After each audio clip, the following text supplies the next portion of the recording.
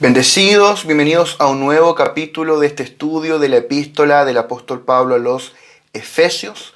Hoy nos toca la clase número 39 titulada No tenemos lucha contra sangre y carne. Vamos a orar para dar comienzo a este tiempo. Sabemos que cada vez que nos acercamos a la palabra no podemos hacerlo desde nuestro intelecto natural, desde nuestra mente natural, sino que necesitamos que el Espíritu Santo de Dios nos abra las Escrituras, que el Espíritu Santo nos revele a Cristo, que nos revele la palabra.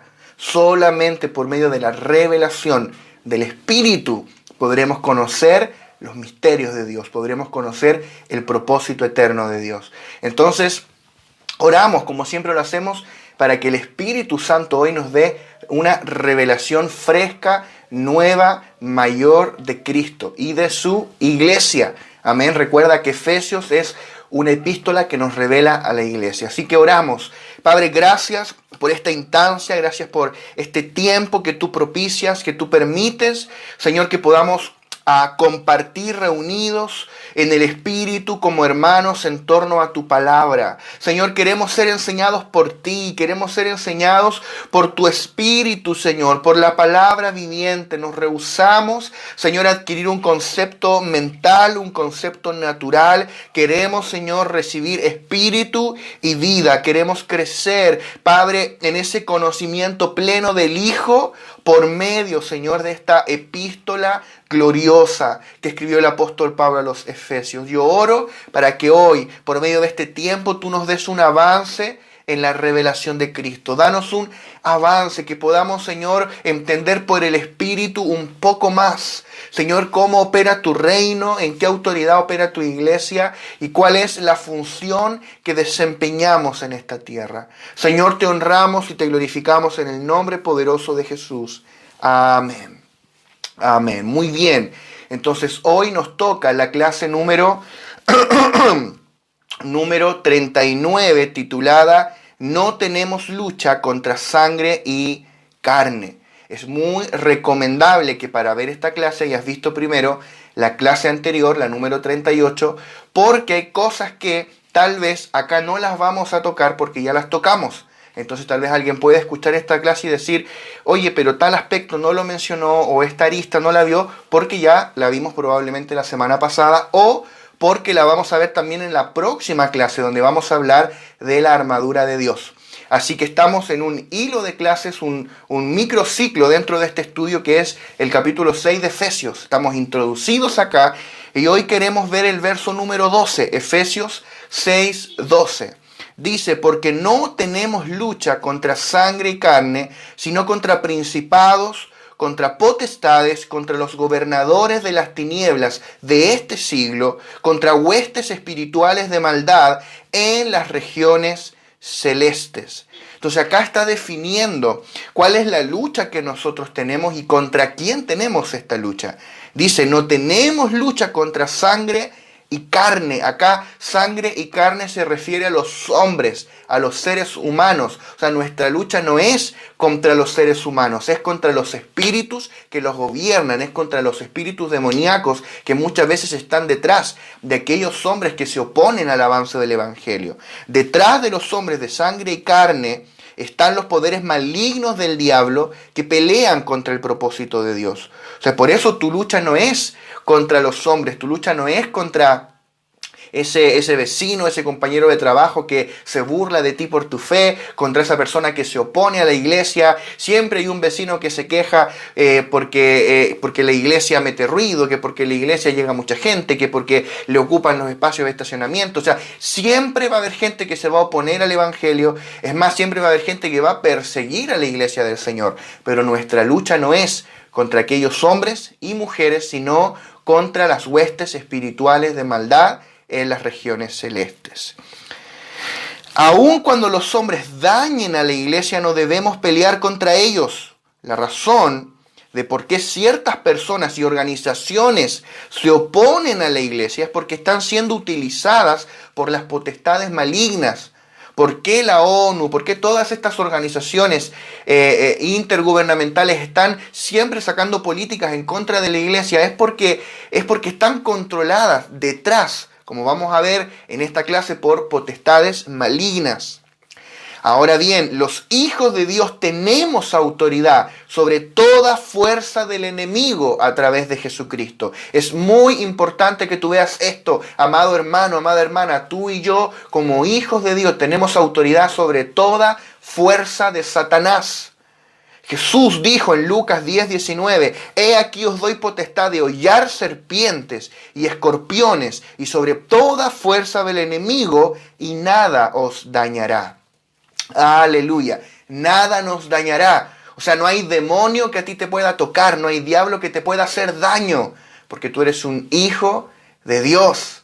Amén. Entonces, es muy importante que veamos que esta autoridad que los hijos de Dios tenemos por sobre Satanás y todos sus demonios no le pertenece a unos pocos. No le pertenece solamente a los líderes y los pastores y los profetas y los maestros. No, esta autoridad le pertenece a todos los hijos de Dios. Recibimos autoridad sobre el enemigo cuando nacimos de nuevo, porque fuimos sentados juntamente con Cristo en los lugares celestiales. Recuerda que lo vimos en Efesios capítulo 2, que estamos sentados en los lugares celestiales con Cristo. Efesios 1, 2, 3 habla de cómo Cristo se sienta en los lugares celestiales y luego juntamente con Él nos sentó en los lugares celestiales. Esa es nuestra posición en Cristo.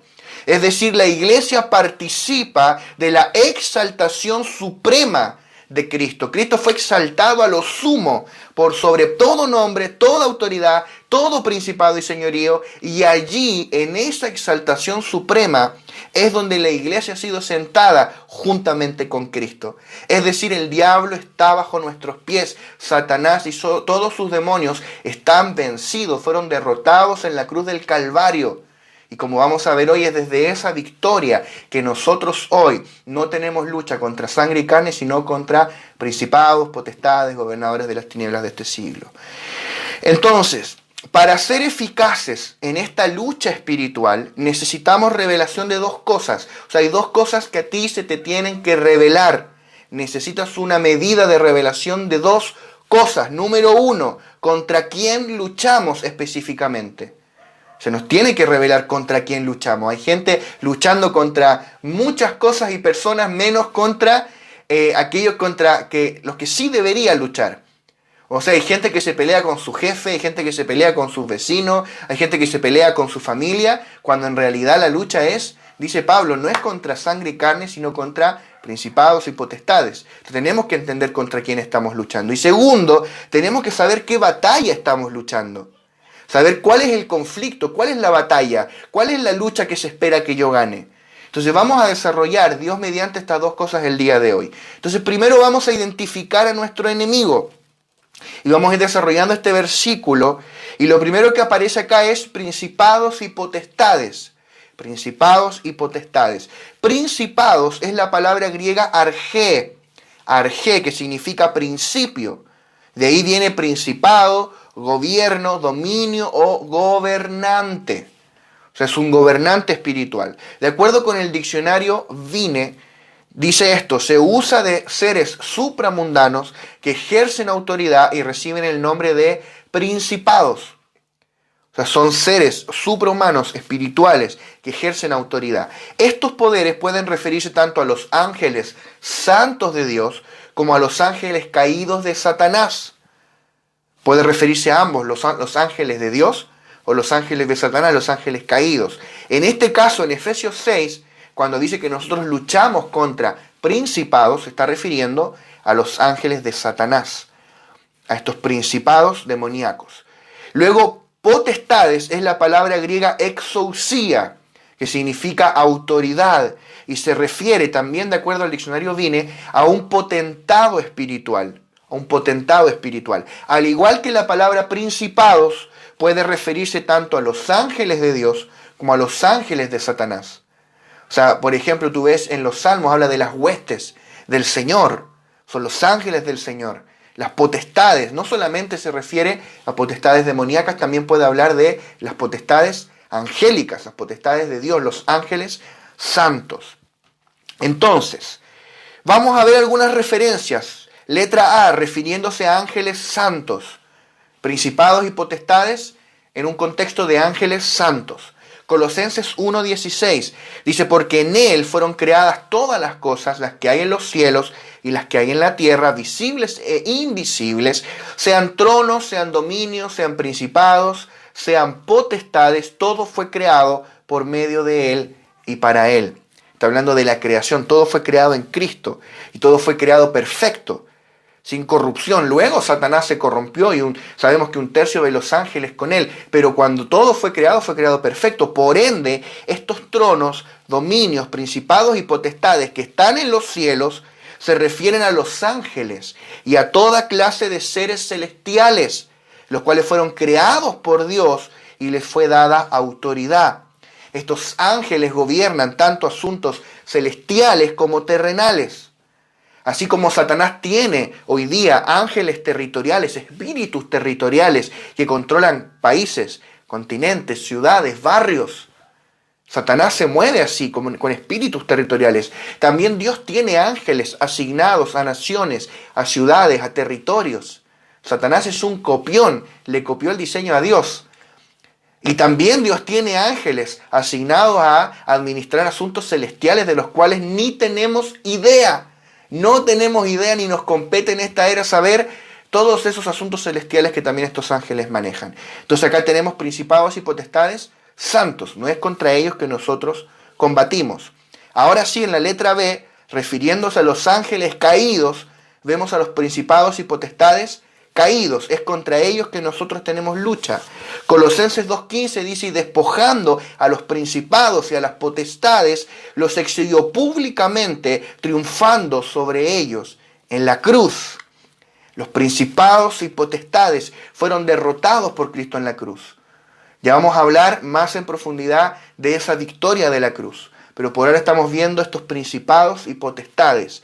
Romanos 8:38 al 39 dice, por lo cual estoy seguro de que ni la muerte, ni la vida, ni ángeles, ni principados, ni potestades, ni lo presente, ni lo porvenir, ni lo alto, ni lo profundo, ni ninguna otra cosa creada nos podrá separar del amor de Dios que es en Cristo Jesús, Señor nuestro.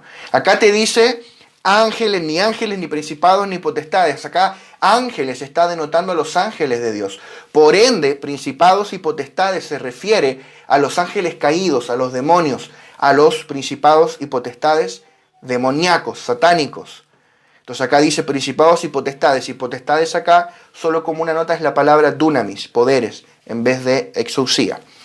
Avanzamos. No hay demonio, ni principado, ni potestad capaz de separarnos del amor de Dios, ni del hecho de que somos más que vencedores por medio de la victoria de la cruz. Y tercero, también se puede referir el término principados y potestades en las Escrituras a principados y potestades en general, ambos, tanto ángeles santos como ángeles caídos.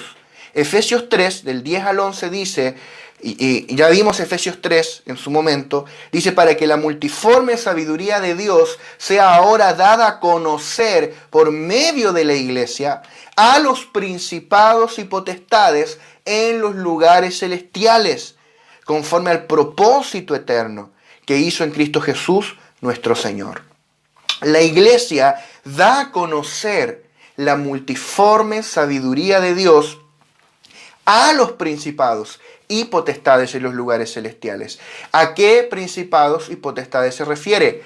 A ambos, tanto a los ángeles santos que contemplan con gozo cómo es llevado a cabo, cómo es consumado el propósito eterno de Dios, la economía de Dios, pero también exhibimos a los ángeles caídos, a los demonios, a estos principados y potestades de las tinieblas, les exhibimos la multiforme sabiduría de Dios. O sea, Dios le está mostrando a Satanás y todos sus demonios cómo a través de una raza caída pero redimida, que es la humanidad regenerada, aquellos que hemos creído en Cristo, Él está pisando la cabeza al diablo.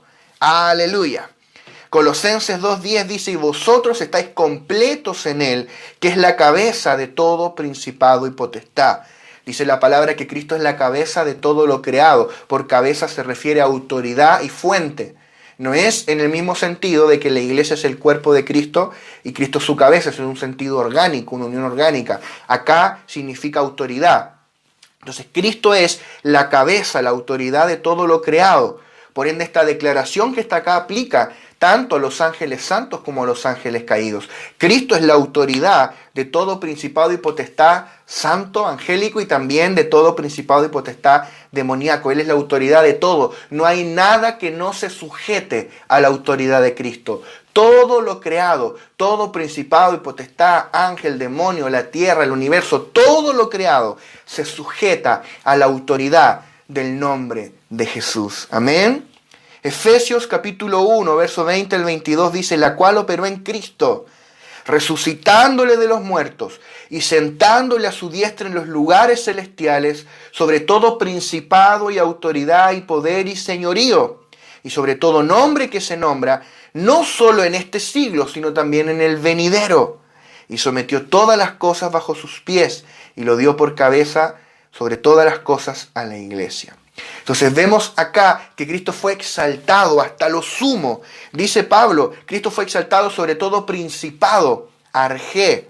Ya vimos esta palabra. Sobre toda autoridad o potestad, porque es en el griego exousia. O sea, la misma palabra que ocupa como potestad, la traducción del capítulo 6. O sea, sobre todo principado, potestad, poder, dunamis, y señorío, curiotes. Y sobre todo nombre que se nombra, no solo en este siglo, no solo en esta era, sino también en la era venidera. Amados, Cristo fue exaltado hasta lo sumo. No hay demonio, no hay nada que pueda oponerse a la autoridad suprema de Cristo y la autoridad suprema de la iglesia. Es desde esa victoria absoluta que hoy nosotros sostenemos este combate espiritual.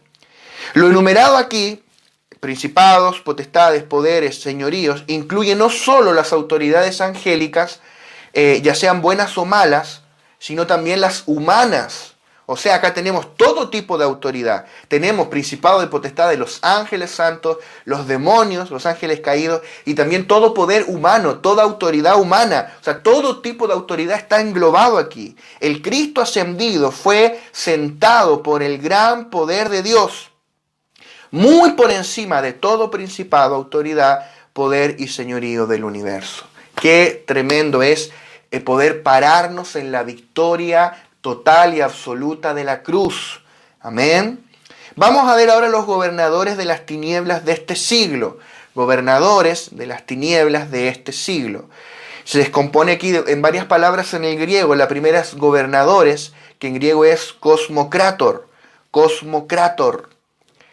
Cosmocrator se descompone cosmos y krator, o sea, gobernador y mundo. Tú recuerdas que cosmos es mundo. Entonces, cosmocrator significa gobernador del mundo. Interesante, gobernador del mundo. En cierto sentido, se refiere a Satanás. O sea, podría ser un epíteto de Satanás mismo, personificado, porque dice la palabra en Juan 12:31 que él es el príncipe de este mundo. Pero en general, en términos generales, los gobernadores se refiere a los espíritus demoníacos que gobiernan el sistema del mundo. Cosmos, Krator, o sea, son espíritus que controlan, que gobiernan el sistema del mundo. El diccionario Vine dice al respecto lo siguiente: el contexto de no contra carne y sangre muestra que no se trata aquí de potentados terrenos, sino de potencias espirituales que bajo la voluntad permisiva de Dios y como consecuencia del pecado humano ejercen una autoridad satánica y por ello hostil sobre el mundo en su actual condición de tinieblas espirituales y de alienación de Dios. Es decir, que estos gobernadores de las tinieblas de este siglo no son personas, sino, parafraseando esto, no diría no es contra sangre y carne. Porque hay gente que dice, no, los gobernadores de las tinieblas de este siglo son personas, personas endemoniadas, personas poseídas por el demonio, pero no, son espíritus. Son los espíritus que están detrás. O sea, te está diciendo, este sistema, el cosmos, está gobernado por Satanás y sus demonios. Y hay espíritus que desde detrás manejan el cosmos. el cosmos, este sistema anti-Dios. El cosmos es un sistema, el mundo es un sistema creado por Satanás luego de la caída del hombre para ofrecerle al hombre suplir todas sus necesidades, pero sin Dios. Entonces el cosmos, el sistema, el mundo le ofrece al hombre protección, le ofrece al hombre sustento, le ofrece al hombre entretenimiento, le ofrece todo lo que necesita, pero sin Dios. Sin Dios. Tú ves en Génesis los orígenes del sistema del mundo, el cosmos, y ves cómo se va construyendo este sistema. El sistema del mundo no solamente es un sistema sin Dios, sino que es un sistema anti-Dios. Y este sistema, que es un enemigo invisible que muchos hijos de Dios aún no ven, está controlado por espíritus demoníacos, por potestades espirituales. Cosmocrators son gobernadores de este mundo, espíritus que gobiernan el sistema, que se encargan de mantener a la gente esclava bajo la potestad de las tinieblas. Son gobernadores de las tinieblas o gobernadores de este mundo, de las tinieblas de este siglo. Esa sería la mejor traducción. Tinieblas es skotos, que significa oscuridad o tinieblas, no hay mucho para decir al respecto, aunque se pudiera profundizar. Y siglo, acá para mí merece más detenernos. La palabra siglo es aión. Aión, que significa una era, una edad o una época. Está muy relacionado con cosmos. Y vamos a explicar esto un poco más. El diccionario Vine dice respecto a aión que es una edad, periodo de tiempo marcado en su uso neotestamentario por características espirituales o morales. El sentido que tiene la palabra no es tanto el de la longitud misma de un periodo, sino el de un periodo marcado por características espirituales o morales. Es decir, el cosmos es el mundo, este sistema creado por Satanás que tuvo un inicio, que fue después de la caída del hombre y que va a tener un final cuando Cristo venga y subyugue al sistema. Y Cristo va a reinar sobre la tierra y va a establecer de una forma completamente total su sistema, que es el reino, su gobierno, su autoridad. Pero entonces tenemos este sistema, el cosmos, que tuvo un inicio, tendrá un final también, y transcurre a lo largo de todos estos siglos, de todos estos años que han pasado. Pero un aión es un periodo de tiempo dentro del cosmos.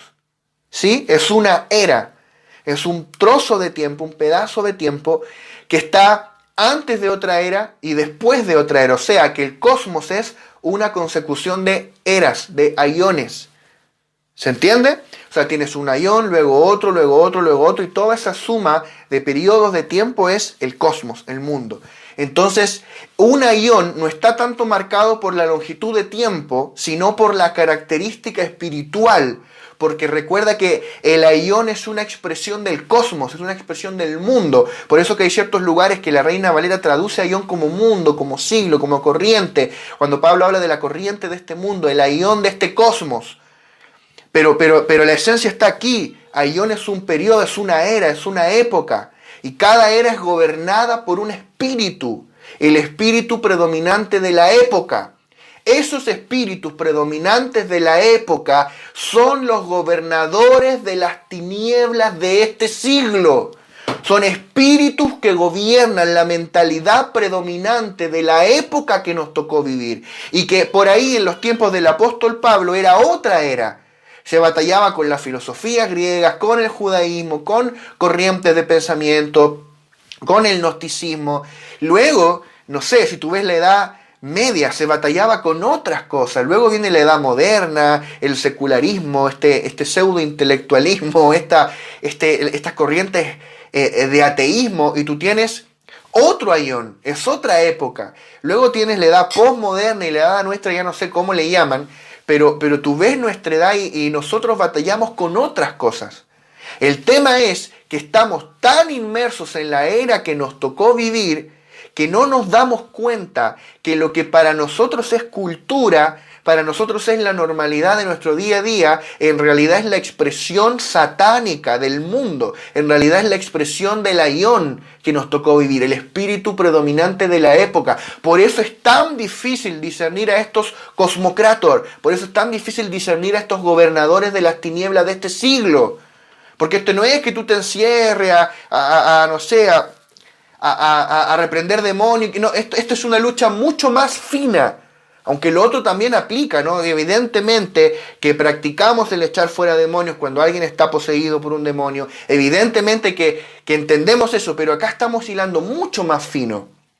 Gobernadores de las tinieblas de este siglo, porque tú puedes andar por la vida echando fuera demonios de gente, y está bien, ok, Dios te usa en eso, pero todavía ser carnal en tu manera de pensar, todavía ser mundano en tu manera de pensar y de vivir, todavía vivir esclavos, al menos al nivel de nuestra mente, bajo la potestad de las tinieblas.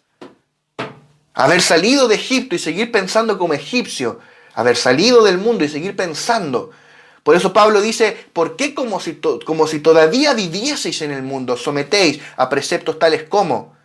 O sea, ese es el tema. Esto es muy fino. Te estás enfrentando no a un demonio de culebra que posee a alguien y si pasa lo echas fuera. Por supuesto, ya entendimos eso. Me parece que estoy hablando con gente que entiende eso. El tema es, esta clase de espíritus es mucho más sutil. Es mucho más sutil. Gobernadores de las tinieblas de este siglo, porque controlan las megatendencias. Toda la corriente que se mueve en nuestros días en cuanto a lo que es el movimiento LGTBIQ+, y no conozco todas las letras, es un espíritu predominante de la época que nos tocó vivir.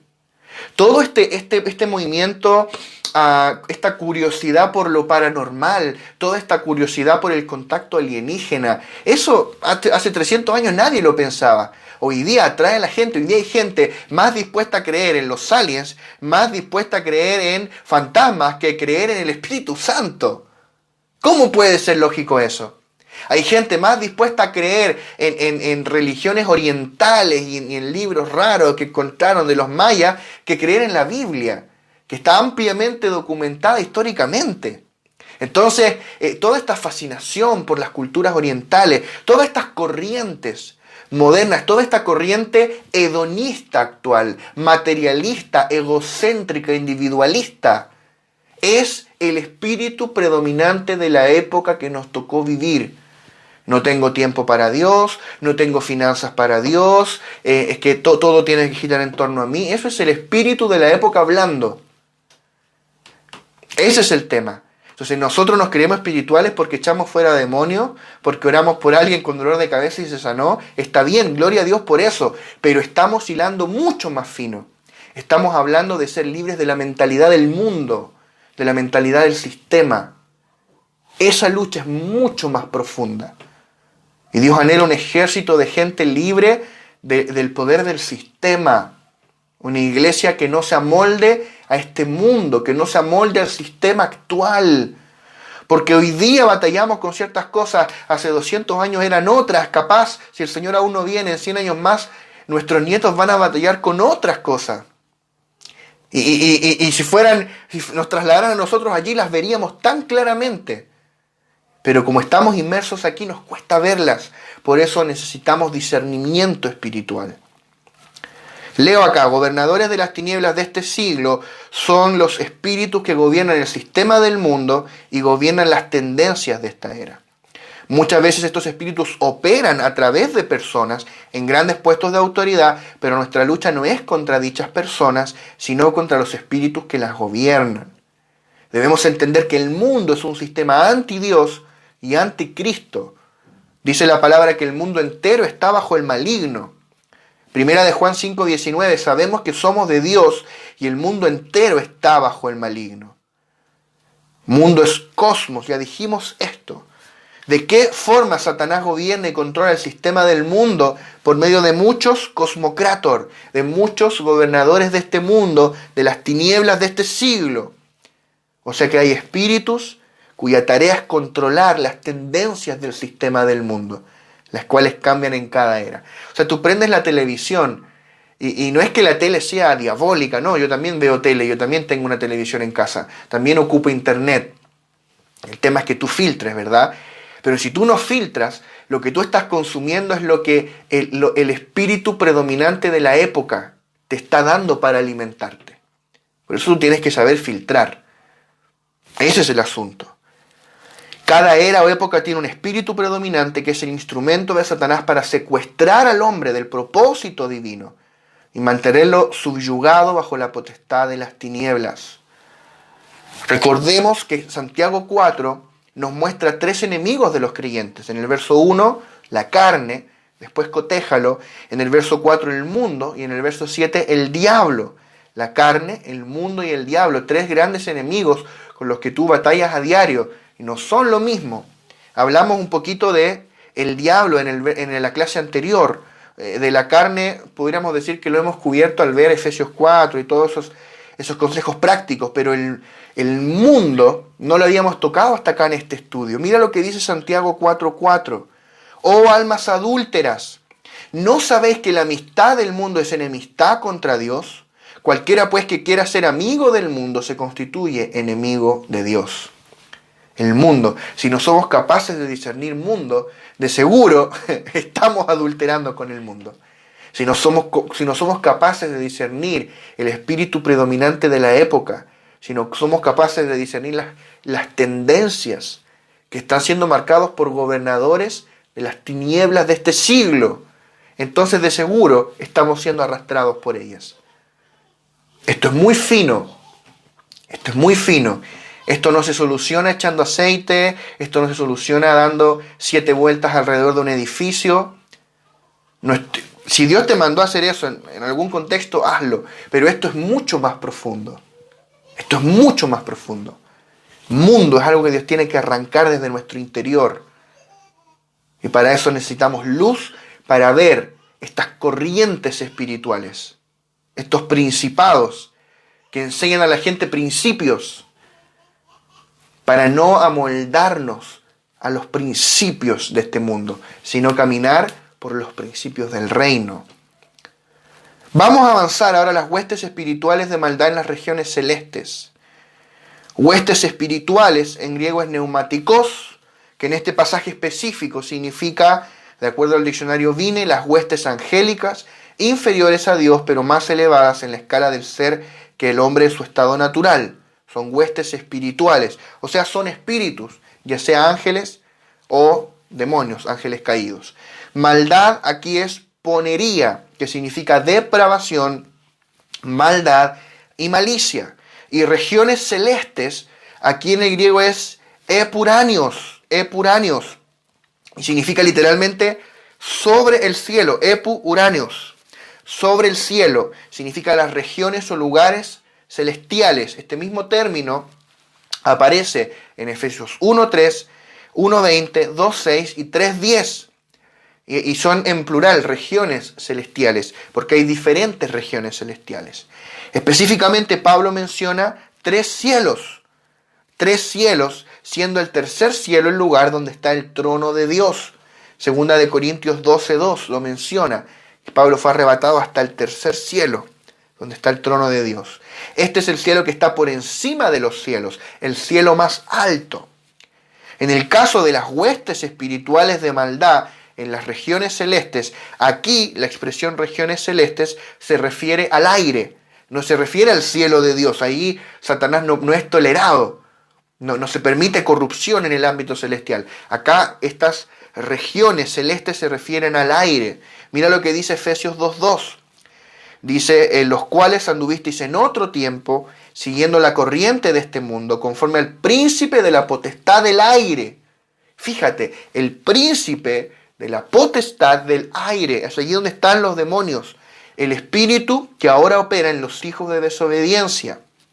Satanás y sus huestes espirituales de maldad están en el aire, pero nosotros, la iglesia del Señor, estamos sentados en el tercer cielo por encima de ellos.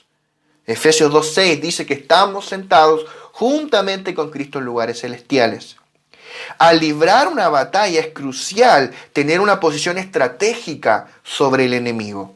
Satanás y sus huestes malignas están bajo nuestra autoridad y están destinadas a ser derrotados por nosotros. Entonces, qué importante es poder ver, no solamente estamos luchando con demonios rasos, por decirlo de alguna manera, así como un soldado raso, porque hay una jerarquía demoníaca. Tú no solamente combates con los demonios que poseen personas, y que, insisto, si hay una persona oprimida por un demonio, tú lo echas fuera en el nombre de Jesús. Punto, se acabó. Pero Pablo acá dice, nosotros sostenemos una lucha mucho más profunda contra principados y potestades, que son espíritus que gobiernan territorios, contra estos gobernadores de las tinieblas de este siglo, que son los que controlan las tendencias de la era que nos tocó vivir, y contra huestes espirituales de maldad en las regiones celestiales, en los aires, huestes demoníacas. Entonces, este es el adversario espiritual, Satanás y sus demonios, contra el cual nosotros luchamos. Ahora bien, ¿qué batalla estamos luchando? ¿Y desde qué posición la estamos luchando? A eso vamos a dedicar los próximos minutos de esta clase. Entonces vamos a hablar de qué batalla estamos luchando específicamente. A la hora de hacer frente a las maquinaciones de Satanás en contra del avance del propósito eterno de Dios, es clave que podamos entender cómo opera el mundo espiritual después de la resurrección, así como también entender cómo operaba antes de la resurrección y cuál es el origen del conflicto entre Dios y Satanás. Entonces vamos a ir brevemente al origen de este conflicto y vamos a decir que en el principio Dios creó los cielos y la tierra. Dios divide todo lo creado en estas dos dimensiones, los cielos y la tierra. Los cielos es la dimensión celestial, incorruptible, donde está el trono de Dios, y la tierra es una dimensión terrenal que fue creada sin corrupción, pero que es corruptible. Y también incluye el ámbito espiritual que rodea la tierra, los aires, por decirlo así, donde está hoy día Satanás y sus demonios, en los aires. Entonces tenemos los cielos y la tierra. Ahora bien, Satanás y sus demonios se rebelaron contra Dios. Sabemos que Satanás era Luzbel, era un ángel que adoraba al Señor, pero él se rebeló contra el Señor. Surgió en su corazón rebeldía, surgió en su corazón orgullo, soberbia. Él dijo, seré igual al Altísimo. Y en el mismo instante que él se rebeló contra Dios, esto es tremendo, 1/3 de los ángeles le siguieron en su rebeldía. La palabra habla de sus contrataciones. Se contrató gente para rebelarse y vámonos, rebelémonos contra Dios. Y en el mismo instante que surge esta rebeldía en el corazón de ellos, Satanás y 1/3 de los ángeles, estos ángeles rebeldes, caen a la tierra, son expulsados del paraíso, son expulsados del cielo de Dios. Porque recuerda que esa dimensión es incorruptible. Allí no se permite la corrupción. Entonces, este evento, esta caída de Satanás a la tierra ocurre entre Génesis 1.1 y 1.2. Entre Génesis 1.1 y 1.2, donde dice primero que Dios creó los cielos y la tierra, pero luego dice que la tierra estaba desordenada y vacía. Pero la palabra dice que Dios no creó. En Isaías dice la tierra para estar desordenada y vacía. O sea, Dios la creó ordenada, Satanás cae en la tierra y la tierra en consecuencia queda de vino desordenada y vacía. No vamos a profundizar eso, solo lo estamos poniendo como un fundamento. ¿Dónde encontramos la rebelión de Satanás? En Isaías 14:12 y Ezequiel 28 del 14 al 16. Tú después lo puedes cotejar. Entonces la tierra quedó desordenada y vacía, quedó toda destruida y Dios comienza un proceso de recreación. Dios comienza a recrear la tierra. Porque si tú te fijas, Génesis 1 es una creación a partir de cosas que ya están. O sea, desde el versículo 2, 3 en adelante, Dios crea con cosas que ya están. Porque Dios ya había hecho una creación previa. Dios había creado una tierra previamente. Y los teólogos, muchos dicen de que habían minerales, piedras preciosas a la luz del día, que era algo hermoso, ¿verdad? Ahora bien, Satanás cae en la tierra, eso es destruido, queda en oscuridad, y Dios trae juicio sobre la tierra. Dios cubre todo con las aguas de la muerte y luego Dios comienza a recrear. Y ese proceso de recreación lo vemos en Génesis 1. Cuando todo estuvo creado, Dios puso en la tierra al hombre y a la mujer para que la gobernasen. El hombre y la mujer tenían que gobernar la tierra en representación del gobierno de Dios. El hombre tenía dos propósitos. Número 1, tener comunión con Dios. Y segundo, representar el gobierno de Dios en la tierra. O sea, el hombre era el gobernante legal, el representante de Dios. Entonces, cuando el hombre y la mujer pecaron contra Dios, no solamente fue un pecado contra la moral divina, por decirlo así, sino que fue una traición al gobierno de Dios. porque el gobernador designado traicionó al gobernador principal, al rey que lo envió. O sea, el embajador traicionó al rey y por ende le entregó la jurisdicción suya a Satanás, que fue aquel con quien traicionó a Dios. Entonces el hombre traiciona, escuchando a la serpiente, a Satanás, traiciona a Dios, y con ese pecado de traición le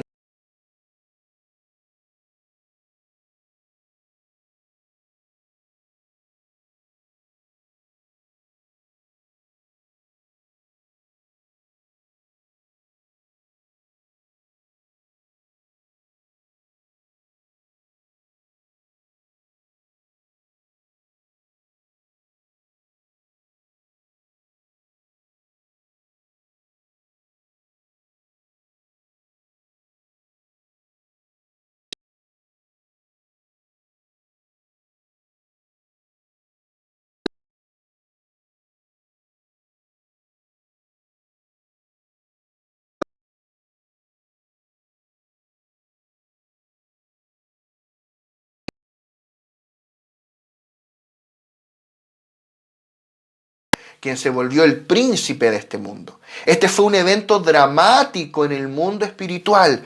Como decíamos, Satanás estableció rápidamente una jerarquía espiritual. Estos son los principados y potestades. Por medio de estos espíritus territoriales, Satanás administra el control de la tierra. Y por medio de estos espíritus también, Satanás gobernó la vida de la humanidad por siglos y los mantenía sometidos en oscuridad bajo la potestad de las tinieblas, la potestad de las tinieblas. Entonces es en ese ambiente donde Cristo viene a la tierra, donde el Verbo se hizo carne y habitó entre nosotros por 33 años y medio, y Él operó en ese mundo espiritual, donde Satanás tenía un derecho legal a oprimir los pueblos y naciones. Por eso que Jesús echó fuera espíritus de gente, Jesús hizo milagros, pero tú no ves a Jesús entrando, no sé, en Capernaum y echando fuera los espíritus territoriales y que se conviertan, no sé, los 5.000 habitantes. ¿Por qué no pasa eso? Eso no pasa porque Jesús entiende que hasta antes de la cruz, si Él no iba a la cruz, Satanás tenía una autoridad legal, porque Dios le entregó el poder al hombre y el hombre se lo entregó a Satanás. Y Dios no puede ir contra su propia autoridad, contra su propia legalidad. Por ende, ¿qué es lo que hizo Dios? Envió a Cristo a la cruz para resolver no solo el problema del pecado del hombre, sino el problema de la creación, el problema de la rebelión que sacudió a todo lo creado, que se extendió a todo lo creado, y reconciliar por medio de la cruz a los cielos y la tierra. Entonces, cuando llegó el tiempo, el cumplimiento del tiempo señalado por el Padre, Cristo fue a la cruz para cumplir el plan eterno de Dios. La cruz fue un evento cataclísmico, fue un evento de proporciones universales. O sea, si el diluvio fue grande, el diluvio es como una representación de la cruz, un evento cataclísmico. Todo fue sumergido bajo las aguas. La cruz es aún más cataclísmica. La cruz cambió la historia de todo lo creado. En esa cruz no solamente fue juzgado Cristo por nuestros pecados, que es el aspecto inicial de la cruz, que entendimos cuando fuimos salvos, sino que por medio de la cruz Dios juzgó al mundo, juzgó a Satanás, juzgó al pecado y juzgó a toda la vieja creación. Colosenses capítulo 1, 16 al 17, dice: porque en Él, en Cristo, fueron creados todas las cosas, las que hay en los cielos y las que hay en la tierra, visibles e invisibles, sean tronos, sean dominios, sean principados, sean potestades. Todo fue creado por medio de Él y para Él. Y Él es antes de todas las cosas, y todas las cosas en Él subsisten. Vamos a ver esto. Dice acá que todo lo que existe fue creado en Cristo. Fue creado en Él, por medio de Él, para Él, pero específicamente quiero tomarme de en Él. Todo lo que existe fue creado en Cristo. Dado que todo lo que existe fue creado en Cristo, Dios en esa cruz estaba juzgando al mundo. Y cuando el Hijo Eterno de Dios pasó por la muerte, forzosamente todo lo que había sido creado y estaba en él pasó también por la muerte. De manera que en la cruz, con la muerte de Cristo, Dios le dio muerte a todo lo viejo. Mira esta idea, todo fue creado en Cristo. Cristo era la tierra firme en la cual todo fue creado. ¿Qué es lo que hizo Dios? Como todo lo que estaba sobre la tierra se corrompió, cubrió todo con aguas. Entre Génesis 1.1 y 1.2, todo fue cubierto con las aguas de la muerte. Y luego, cuando dice que al tercer día la tierra firme emerge de entre las aguas, lo único que emergió fue la tierra. Nada de lo que había sobre la tierra emergió, solo la tierra. O sea, ¿cuál es la solución de Dios? Dado que todo lo creado se corrompió, Dios dijo, como todo lo creado fue creado en Él y en Cristo subsiste, Dios sumergió a Cristo en las aguas de la muerte, para que todo lo que estaba creado en Él viera la muerte. Dado que el mundo, Satanás, sus demonios, el pecado, el hombre, toda la vieja creación fue creada en Él, cuando Cristo muere, todo forzosamente muere. O sea que en esa cruz, cuando Cristo fue crucificado, el mundo fue crucificado. Satanás fue crucificado. El pecado, tu pecado fue condenado. Tu viejo yo, tu viejo hombre, la vieja naturaleza, la vieja creación completa vio la muerte en esa cruz. Y cuando Cristo emergió de la muerte al tercer día, solamente Él se levantó entre los muertos. Todo lo viejo quedó atrás, todo lo viejo quedó sepultado. Solamente Cristo resucitó de entre los muertos, como la única vida de entre los muertos. ¡Qué glorioso! Cuando Cristo fue crucificado, toda la vieja creación fue crucificada. Dios en esa cruz crucificó al viejo Adán, al pecado, a la muerte, a la enfermedad, a Satanás con todos sus demonios y a toda la vieja creación. Por ende, la muerte de Cristo representó el fin de todo lo creado.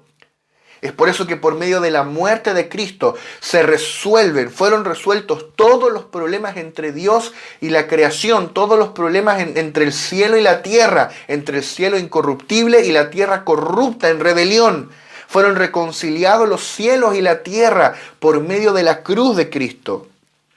Colosenses 2, 14 y 15 dice anulando, escucha esto, porque estas son buenas noticias, anulando el acta de los decretos que había contra nosotros, que nos era contraria, quitándola de en medio y clavándola en la cruz y despojando a los principados y a las potestades, los exhibió públicamente, triunfando sobre ellos en la cruz.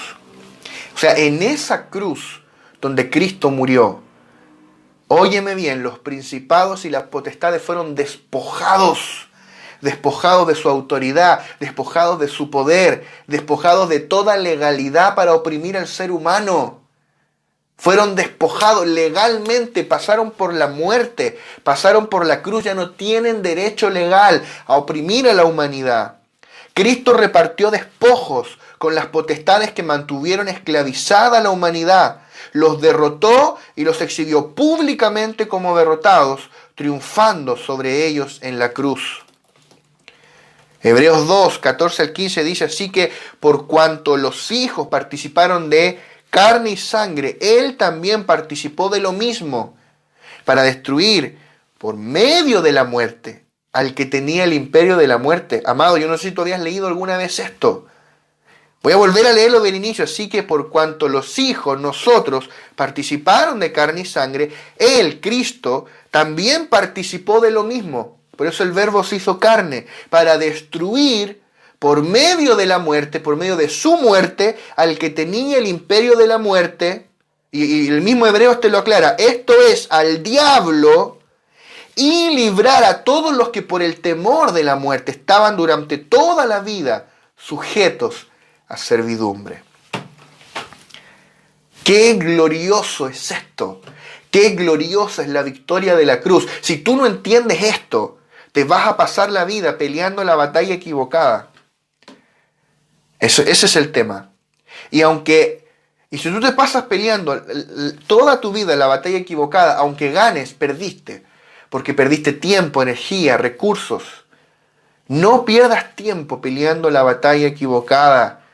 Nuestra batalla no es para derrotar a Satanás porque ya está derrotado, es para notificar a los principados y potestades la victoria absoluta de la cruz, es para desalojarlos y para que las almas vengan a los pies de Cristo, vengan al conocimiento de la verdad, sean trasladados de la potestad de las tinieblas al reino del amado Hijo.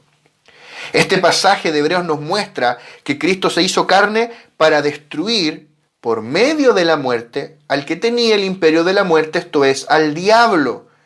Es decir, que legalmente Cristo destruyó al diablo. Yo no sé si tú estás entendiendo esto en el espíritu. Legalmente Satanás fue destruido.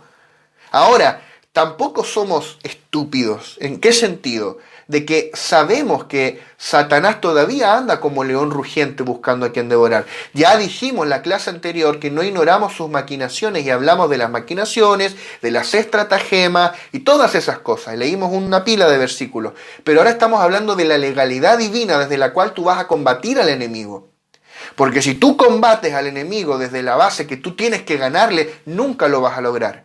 Pero si tú luchas en el espíritu, esta batalla de predicar el evangelio en la cual tú vas a chocar contra principados, potestades, gobernadores de este mundo, de las tinieblas de este siglo, contra huestes espirituales de maldad en las regiones celestes, mientras predicas el evangelio, pero tú tienes la claridad de que legalmente Satanás está destruido, entonces no hay diablo, no hay demonio que pueda oponerse a la predicación del evangelio. Legalmente Cristo destruyó al diablo y destruyó a la muerte, para que el diablo y la muerte no tengan poder sobre los redimidos y para que nosotros no tengamos temor de la muerte. O sea, los santos, los hijos de Dios, no le tememos a la muerte porque la muerte fue vencida. Para nosotros morir es un trámite, amados. Amén. Todas las cosas creadas pasaron por la muerte en Cristo, pero solo Cristo resucitó de entre los muertos. Y aquellos que estamos en Cristo fuimos recreados y somos una nueva creación. Esta es la realidad de la iglesia. Es por eso que cualquiera o cualquier cosa que no sea parte de la nueva creación no tiene autoridad legal para operar en la tierra, puesto que Dios juzgó a todo lo creado por medio de la cruz y le dio toda autoridad a la iglesia por medio de la resurrección de Cristo. Amados, Cristo ya ganó. Cristo ya ganó. O sea, si tú querías pelear con el diablo, llegaste 2000 años tarde, amados. Ese es el tema. La guerra Cristo ya la ganó. Y hablando con propiedad, si me lo permites, nunca fue una guerra propiamente tal. Este conflicto entre Dios y Satanás nunca fue una guerra en todo el sentido de la palabra, porque para tener una guerra tú necesitas dos bandos equiparables en poder, en fuerza, en magnitud. Esto no es así, porque en este caso tenemos a Dios que es infinito en poder, junto a su ejército de millares de ángeles, contra una pobre y débil rebelión liderada por un ángel caído, o sea, por un ángel cesante y su séquito de ángeles que le siguieron. Y esta paupérrima rebelión, esta pobre guerrilla a la que Dios toleró por un poco, hasta el cumplimiento del tiempo, dice la palabra, no yo, que fue derrotada total y absolutamente en la cruz una vez y para siempre.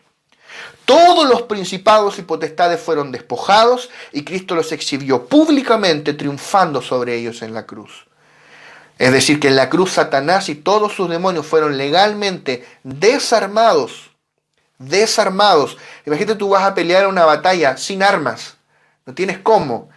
Fueron destronados. O sea, perdieron su trono, su autoridad. Fueron derrotados y fueron destruidos. Legalmente destruidos. Por eso proféticamente el Espíritu de Cristo habló a través de David en el Salmo 18, verso 37 al 39, y dice lo siguiente: perseguí a mis enemigos. Este es Cristo hablando, el Cristo resucitado. Perseguí a mis enemigos y los alcancé, y no volví hasta acabarlos. Los herí de modo que no se levantasen. Cayeron debajo de mis pies. Pues me ceñiste de fuerzas para la pelea, has humillado a mis enemigos delante de mí. Eso es lo que el Cristo resucitado confesó cuando Él derrotó a Satanás una vez y para siempre. Por ende, ¿qué es lo que tú y yo disfrutamos hoy? De la paz. Hubo una paz, hubo un término de conflicto, hubo una reconciliación por medio de la victoria absoluta y total de la cruz. Colosenses 1:20 dice, y por medio de él reconciliar todas las cosas, así las que están en la tierra como las que están en los cielos, haciendo la paz mediante la sangre de su cruz. En la cruz ocurrió una reconciliación eterna. Fueron reconciliados los cielos y la tierra que estaban en conflicto. Los cielos incorruptibles y la tierra que se había corrompido. Todas las cosas fueron reconciliadas en Cristo porque por medio de él Dios hizo la paz. ¿Qué es lo que significa paz? Término de conflicto. O sea, Cristo hizo la paz mediante la sangre de su cruz. Si tú querías conflicto, llegaste 2000 años tarde. Ahora disfrutamos la paz. El conflicto se acabó. Hubo una reconciliación eterna y los hijos de Dios disfrutamos de esa reconciliación. Los hijos de Dios ya no caminamos en un mundo en conflicto, sino sobre la paz de la cruz. Entonces necesitamos entender ahora cómo opera el mundo espiritual después de la resurrección. Tenemos que entender esto porque tú tienes que juntar lo que estamos hablando hoy con lo que hablamos en la clase anterior. Por eso decía que es muy recomendable que también junto con esta clase veas la clase anterior, porque estamos hablando de que Satanás fue derrotado, fue destronado, fue desarmado y fue destruido, legalmente destruido. Pero también residualmente Satanás sigue operando en la tierra. Porque como vimos la semana pasada, dice Pablo, no ignoramos sus maquinaciones, habla de las estratagemas de Satanás. Dice el apóstol Pedro que Satanás anda como león rugiente buscando a quien devorar. Santiago también habla, capítulo 4, verso 7, del diablo. Entonces, tú tienes ¿cómo calzas estas dos cosas? Este es el asunto. Legalmente, Satanás fue destruido en la cruz. Es por eso que ahora, después de la resurrección, toda obra del diablo es ilegal en la tierra. Él puede hacer algo, sí, pero es ilegal. Y los hijos de Dios tenemos la autoridad legal para deshacer las obras del diablo y echarlas fuera donde quiera que vayamos. O sea, tú llegas y Satanás está oprimiendo una vida y tú dices, no, sal fuera en el nombre de Jesús, tú eres ilegal. ¿En qué autoridad tú te paras? En la victoria todo inclusiva de la cruz. Legalmente Satanás fue destruido en la cruz. Sin embargo, residualmente todavía opera en la tierra, como ya vimos en la clase anterior, para que por medio de la iglesia Cristo le pise la cabeza al diablo. Hoy nosotros tenemos una lucha espiritual, si no, no estaría el verso 12 en Efesios 6. Es el verso que nos convoca en esta clase, porque no tenemos lucha contra sangre y carne, sino contra principados, contra potestades, contra gobernadores de las tinieblas de este siglo, contra huestes espirituales de maldad en las regiones celestes. No estaría este versículo allí si no hubiese una lucha espiritual. Por supuesto que hay una lucha espiritual. Y la semana que viene, Dios mediante, vamos a ver la armadura de Dios. ¿Cuál es la armadura? ¿Cómo tenemos que pelear contra este enemigo espiritual? Pero tenemos que entender la naturaleza de la lucha que estamos peleando. Nosotros, esta lucha no es para vencer a Satanás, puesto que ya fue derrotado, destronado y destruido. La lucha que hoy sostiene la iglesia es para notificar a los principados y potestades la victoria de Cristo y exhibir públicamente que fueron derrotados y despojados en la cruz. Por medio de la iglesia, Dios notifica a los principados y potestades que fueron derrotados y reparte sus despojos, liberando a las personas de la potestad de las tinieblas y trasladándolas al reino de Cristo. Por eso que donde quiera que llegue un hijo de Dios, las tinieblas tienen que huir, tienen que soltar a las personas que mantenían atadas, puesto que la iglesia porta el poder del señorío de Cristo. Ahora bien, ¿de qué forma opera esta autoridad que hoy actúa en nosotros, en la iglesia? Como decía, tenemos que entender en el espíritu la absoluta diferencia que hay entre el mundo espiritual antes de la resurrección y después de la resurrección. Nosotros hoy, después de la resurrección, operamos en la autoridad y en el poder del Cristo ascendido, el Cristo entronizado a la diestra de Dios. O sea que tú ves, por ejemplo, Cristo en la carne no hizo tantos milagros como podría haber hecho. Cristo en la carne, yo decía hace un momento, Él no expulsó a los espíritus territoriales. Hay cosas que Él no hizo No porque no tuviera el poder para hacerlo, sino porque Él es justo. Él respeta su propia legalidad. Él le dio poder al hombre, el hombre traicionó a Dios y se lo entregó a Satanás. Entonces Cristo va a la cruz, redime al hombre, Cristo destruye el poder de Satanás y ahora Él retoma todo poder y toda autoridad en los cielos y en la tierra. Y ahora esa autoridad se la entrega a su iglesia.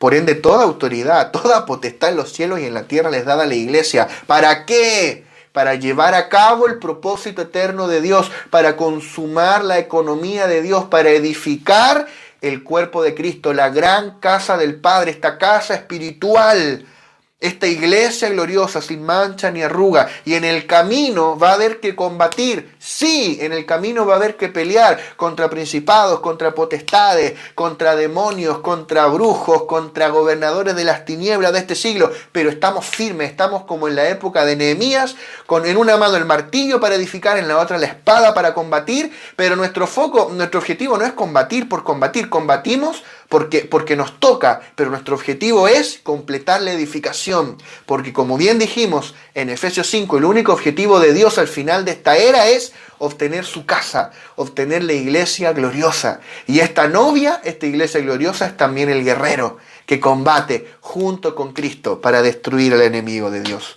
Gloria a Dios. Después de la resurrección, los espíritus territoriales ya no tienen ningún derecho legal a seguir oprimiendo a los pueblos, como lo hicieron por siglos antes de la cruz. Es por eso que cuando el Cristo encarnado predicaba, pese a ser el Señor, muchos no creyeron en Él. Y no hizo tantos milagros y todo, pero una vez que Cristo ascendió a los cielos, luego de la victoria de la cruz, asciende a los cielos y se sentó a la diestra de Dios y envió sobre su iglesia al Espíritu Santo, en un solo día que Pedro predicó, se convirtieron 5.000 personas. ¿Por qué? Porque los espíritus territoriales que mantienen a la gente esclavizada ya no tienen más derecho legal. Y cuando tú enciendes la luz de Cristo, cuando tú iluminas manifestando a Cristo, manifestando su presencia y su poder, los espíritus que mantenían a la gente oprimida por siglos tienen que entregar las almas y miles de almas son trasladadas al reino. Prueba de eso es que nosotros estamos aquí y estamos creyéndole a Dios por una gran cosecha de almas para el reino. ¿Cuándo? Cuando se levante una iglesia que entienda estas realidades divinas, que entienda el pacto en el cual vivimos, que entienda la victoria absoluta de la cruz. Antes de la resurrección, el mundo espiritual operaba por el principio de la botella de agua. Yo le llamé así. Hasta donde sé, yo le puse así, lo inventé yo. El principio de la botella de agua. ¿Cómo es eso?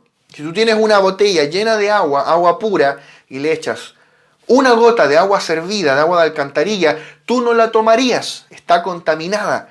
Esa gota contamina todo. Así era el mundo espiritual antes de la resurrección. Tú entrabas a un lugar y había algo impuro y todo era impuro. No había nada que hacer.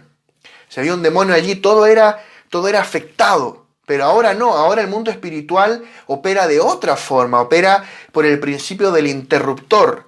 ¿Cómo así? Cuando tú entras a una habitación que está completamente oscura y tú prendes la luz, ¿a dónde van las tinieblas? Yo no sé a dónde van específicamente, pero desaparecen, huyen de delante de la luz. ¿Por qué? Porque hay un principio y es que la luz en las tinieblas resplandece y las tinieblas no prevalecieron contra ella.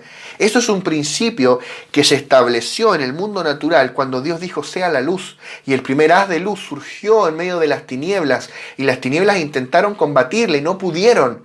Y desde ahí se volvió una ley física en el universo físico que la luz en las tinieblas resplandece, porque las tinieblas no prevalecieron contra ella. De la misma manera en el mundo espiritual, cuando la luz, Juan dice que ella luz verdadera vino a este mundo, la luz verdadera que Cristo viene, muere en la cruz y resucita de entre los muertos y es exaltado por la diestra de Dios. Ese mismo principio opera. Dios encendió la luz que es Cristo y las tinieblas tienen que huir. Entonces cuando tú llegas a un lugar que está controlado por las tinieblas, demonios, en casas e iglesias que tú llegas, tú como que percibes las tinieblas, las cortas con cuchillos, densas tinieblas. Pero cuando tú manifiestas la luz, cuando tú enciendes el interruptor de la luz de Cristo, las tinieblas huyen, simplemente huyen. ¿Por qué? No, tú no tienes que esforzarte por echar las tinieblas fuera. Tú no tienes que esforzarte. Hay gente que le grita, hay gente que no conoce a Cristo, que hasta trata a garabato a los demonios porque no entienden. Tú no tienes que forzarlos a salir. Tú tienes que encender la luz. Porque es una ley espiritual desde la victoria de la cruz y de la resurrección y la ascensión de Cristo. Es una ley en el mundo espiritual que la luz, que es Cristo, en las tinieblas resplandece y las tinieblas no prevalecieron contra ella. Aleluya. Hubo un combate espiritual invisible cuando Cristo ascendió a los cielos. Piensa esto. Cuando están ahí en el monte de los olivos con sus discípulos y Él comienza a ascender, y hasta que una nube los cubrió de su vista. Imagínate, todos los demonios intentando que Él no ascendiera. Obviamente no pudieron. Son como moscas para Él. Y el Señor subió hasta lo alto y se sentó a la diestra de Dios. Es en esa autoridad que tú operas. Por ende, todo lo que tú tienes que hacer ahora es hacer resplandecer la luz de Cristo. Cuando tú vas a un lugar y tú comienzas a orar, tú comienzas a hablar la palabra, tú oras por alguien, tú le sueltas una palabra de ciencia, una palabra profética, tú, qué sé yo, le profetizas a alguien, lo que sea, tú estás encendiendo la luz. Cuando tú haces que la presencia de Dios se manifieste en ese lugar, tú estás encendiendo la luz. Y cuando la luz se enciende, las tinieblas huyen. Tú ya no tienes que combatirla, no tienes que pelear, no tienes que sudar y cansarte, ni hacer espectáculo, simplemente las tinieblas huyen. ¿Por qué? Porque la luz en las tinieblas resplandece y las tinieblas no prevalecieron contra ella. Así funciona el mundo espiritual después de la resurrección. Todo lo que tenemos que hacer hoy es manifestar la luz, que es Cristo, y las tinieblas huirán. Por ende, para cerrar, tenemos que entender qué combate sostenemos nosotros ahora.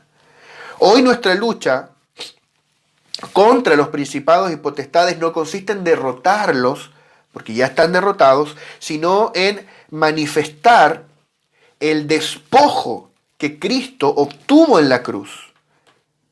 Consiste en pisarle la cabeza al diablo por medio de la autoridad de Cristo, a través de manifestar a Cristo, lo cual hará retroceder a los principados y potestades y entregarán las almas. Nosotros hoy sostenemos un combate por consumar el propósito eterno de Dios, que es la edificación de su casa. Y mientras lo hacemos, le pisamos la cabeza a Satanás. ¿Ves? Como Nehemías. Una mano el martillo, la otra la espada. Pero el propósito nuestro no es andar peleando, nuestro propósito es completar la edificación. ¿Y va a haber que pelear? Sí, pero tenemos las armas, tenemos la armadura apropiada para hacerlo.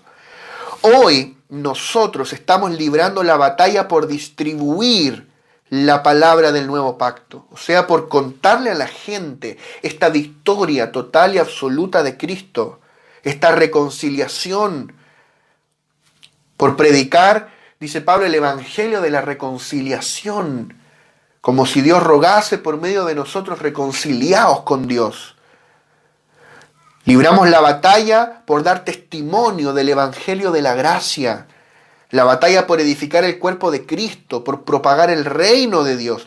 Y mientras hacemos todo esto, le estamos pisando la cabeza a Satanás. Mira lo que dice Colosenses 1, verso 28 hasta capítulo 2, verso 3. Dice, a quien anunciamos, amonestando a todo hombre y enseñando a todo hombre en toda sabiduría, a fin de presentar perfecto en Cristo Jesús a todo hombre, para lo cual también trabajo, luchando según la potencia de Él, la cual actúa poderosamente en mí. Porque quiero que sepáis cuán grande lucha. Mira para qué estaba luchando Pablo. Cuán grande lucha sostengo por vosotros y por los que están en la Odisea y por todos los que nunca han visto mi rostro, para que sean consolados sus corazones, unidos en amor hasta alcanzar todas las riquezas de pleno entendimiento, a fin de conocer el misterio de Dios el Padre y de Cristo, en quien están escondidos todos los tesoros de la sabiduría y del conocimiento. O sea, Pablo luchaba según la potencia de Cristo, que actúa poderosamente en nosotros. ¿Para qué? Para presentar perfecto en Cristo Jesús a todo hombre. Hermano, no pierdas el foco, enfócate. Nuestro objetivo no es andar cazando demonios, aunque sí hay que echarlos fuera, aunque sí combatimos contra potestades, contra principados, pero nuestro objetivo es presentar perfecto a Cristo Jesús a todo hombre. Pablo dice, quiero que sepan cuán grande lucha sostengo por ustedes. ¿Para qué? Para que sean consolados sus corazones, para que sean unidos en amor. O sea que la mayor victoria espiritual que podemos tener como iglesia local es estar unidos en amor, hasta alcanzar todas las riquezas de pleno entendimiento, a fin de conocer el misterio de Dios y de Cristo. O sea, que se te revele el misterio del Evangelio, que a una generación se le revele el misterio del Evangelio. Esa es la batalla que nosotros estamos librando, la batalla por distribuir, por dispensar las riquezas de la economía neotestamentaria de Dios. Y para esa batalla no basta un hombre, ni dos, ni tres, se requiere un ejército, se requiere un guerrero corporativo. Primera de Timoteo 6:12 dice, pelea la buena batalla de la fe, echa mano de la vida eterna, a la cual asimismo fuiste llamado, habiendo hecho la buena profesión delante de muchos testigos. Y en su segunda epístola a Timoteo, capítulo 4, verso 7, dice, he peleado la buena batalla, he acabado la carrera, he guardado la fe. Yo quiero terminar hoy preguntándote qué batalla estás peleando. ¿Qué batalla estás peleando?